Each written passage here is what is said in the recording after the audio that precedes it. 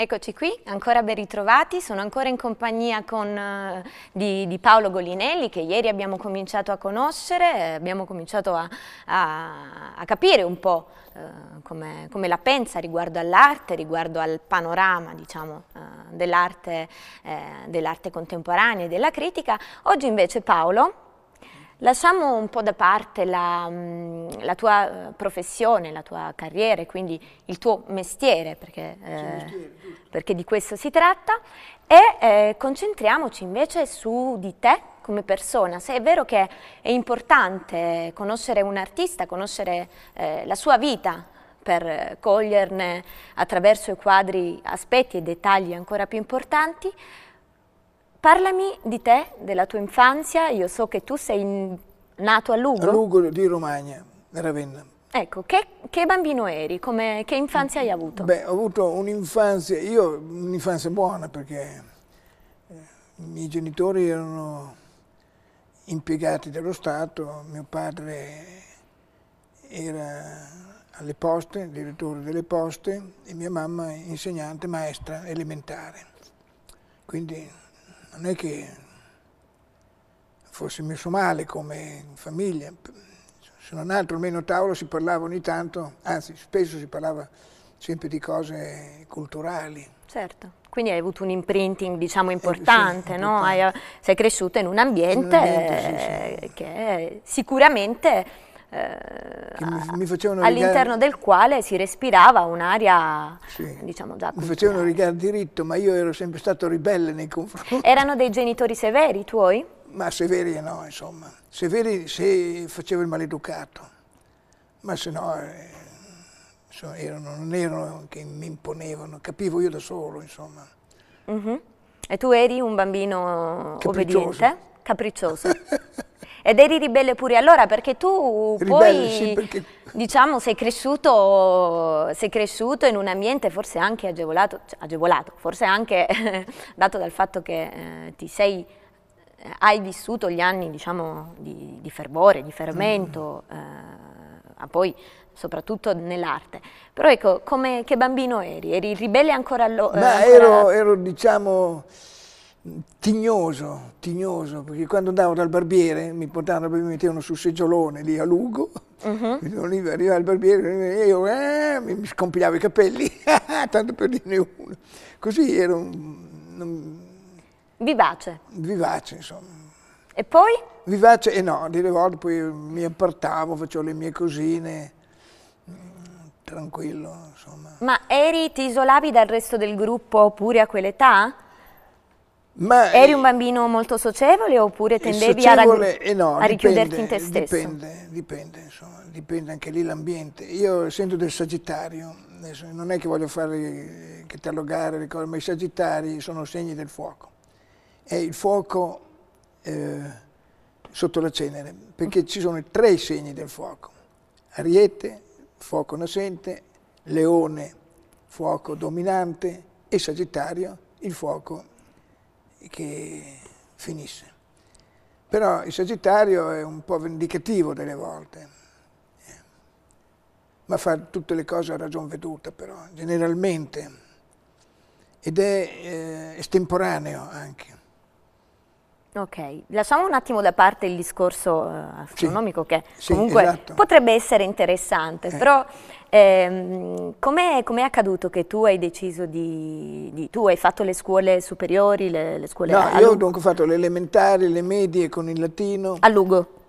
No, a Bologna. A Bologna, perché tu ti sei poi trasferito... Cioè, io sono nato a Lugo. A 3 anni sono venuto via da Lugo con i genitori. E sei andato dietro i genitori. A Bologna.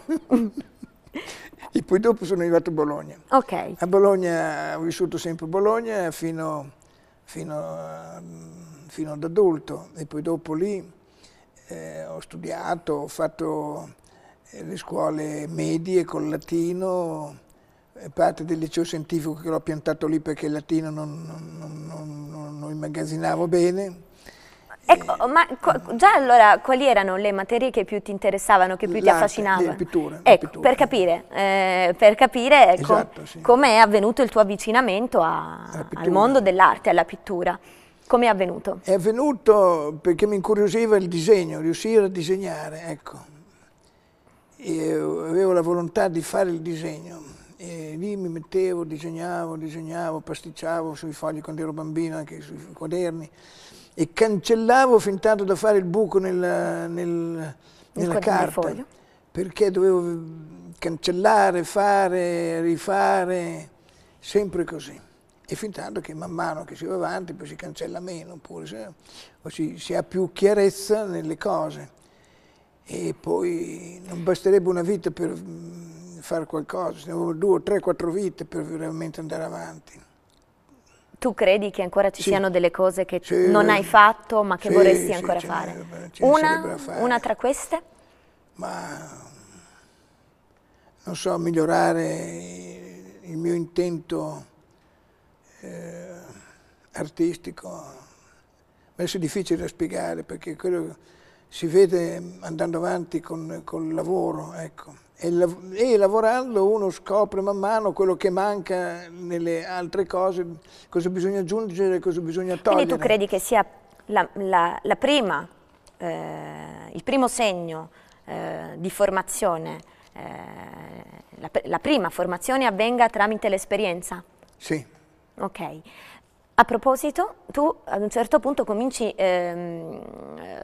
decidi di intraprendere un percorso accademico, come molti artisti, di iscriverti all'Accademia delle Belle Arti a Milano. A Milano, sì. E questa è già una cosa curiosa.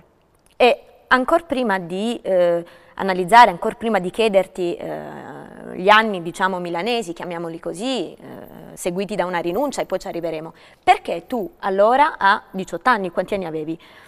Quando ero a Milano. Quando hai deciso di trasferirti a Milano a studiare all'Accademia? A Milano avevo verso i 30, andavo verso i 30, 28.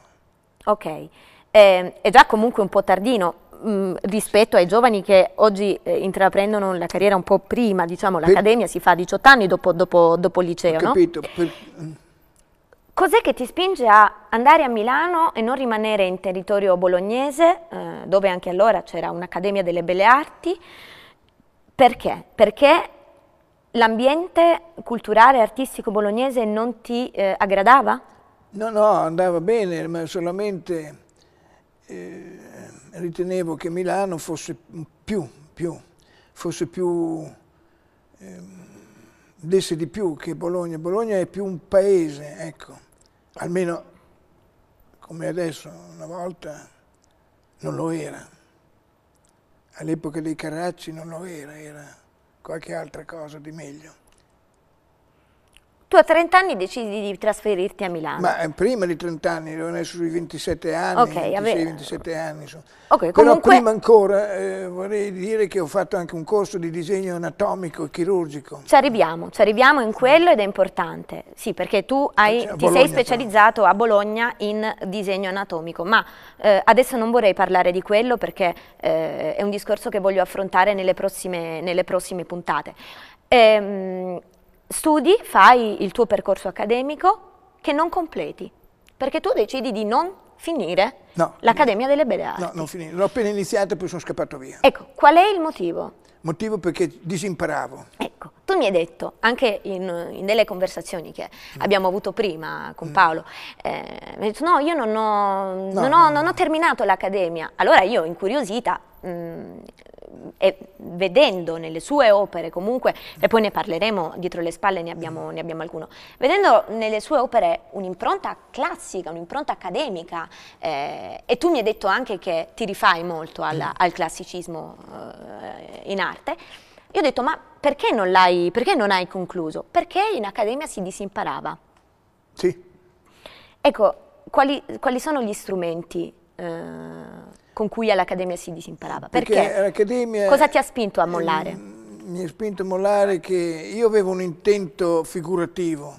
Lì c'erano più voli pindarici che altro. E poi c'era, naturalmente però vorrei distinguere l'Accademia di Milano con il resto del mondo, perché Milano è stata una delle avanguardie sull'arte mondiale.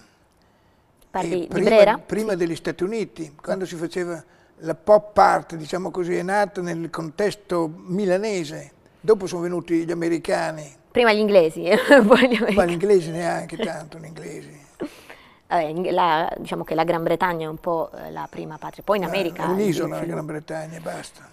Quindi tu non ti allontani da un percorso accademico, decidi di formarti da autodidatta principalmente? Sì, brava. Ok, quando interrompi i rapporti con l'accademia, cosa fai? Continui a dipingere? Ma io poi... O hai un momento di stacco? No, facevo delle... lavoravo nella scenografia al Piccolo Teatro di Milano. Sì. Come aiuto scenografo facevo. E costumista, totalmente costumista, nei vari lavori teatrali, nelle varie commedie del Piccolo Teatro, che c'era Strehler e Grassi. Quindi e non è poco. No, so benissimo.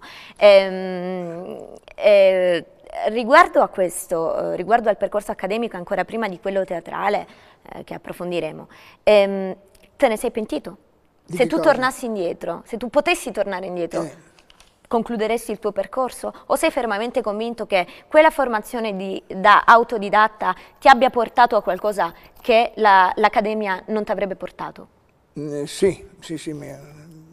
Quindi ancora oggi non concluderesti l'accademia, rinunceresti? No, rinuncerei. Hai sempre fatto dell'arte il tuo mestiere o hai fatto altri lavori, a parte appunto lo scenografo?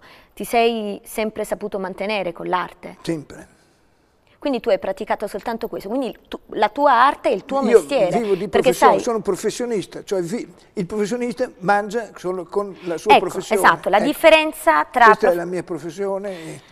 La differenza tra un professionista e invece un appassionato, diciamo, uno che pratica l'arte come hobby è quella per cui il professionista vive solo di quello che fa, quindi vive con l'arte. Tu non hai riscontrato alcuna difficoltà perché sai, moltissimi artisti vorrebbero essere dei professionisti e potersi mantenere soltanto con l'arte dipingendo. Oggi non è assolutamente facile. Non è facile. Tu invece ci sei sempre riuscito. È impossibile oggi. Oggi è impossibile. È impossibile perché c'è un discorso che non collima col pubblico. In che senso? Il pubblico vuol vedere delle cose che deve capire. Se tu al pubblico non gli fai capire niente, è inutile che... Cioè, non è il fatto perché faccio la figura e vivo perché... Cioè, devo fare la figura, non so, una figura che la può fare chiunque. Beh, c'è chi la fa meglio e chi la fa peggio. Ecco.